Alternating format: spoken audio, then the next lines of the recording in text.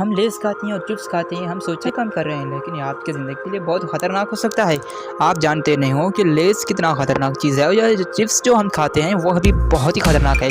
दोस्तों, अगर आप इतने शौकीन हो लेस खाने के तो बराए करम अपने घर के अंदर बना सकते हो, लेकिन ये कंपनीज़ के जो भी आते हैं अपनी ज़िंदगी की खुद हिफाजत करो। कायदे में रहोगे तो फ़ायदे में रहोगे, इसीलिए आप कायदे में रहें और फ़ायदे में रहें। आप लेस बनाना सीख जाएंगे और यूट्यूब के अंदर तमाम चीज़ें पड़े हुए हैं, आप वहीं पर देखकर अपने तरह लेस बना सकते हो अपने घर के अंदर। लेकिन कंपनी के लेस जो आप खाते हो, चिप्स खाते हो, या आपके पेट के अंदर जाने के बाद वो हज़म नहीं होते हैं और वहीं पर गैस वो तैयार करते हैं और वो गैस खारिज नहीं हो सकता है, इसलिए आप बीमार हो सकते हो।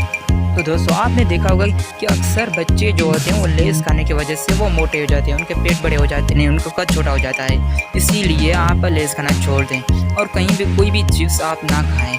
अगर आप खाते हो तो ये आपकी ज़िंदगी के लिए बहुत हानिकारक हो सकता है।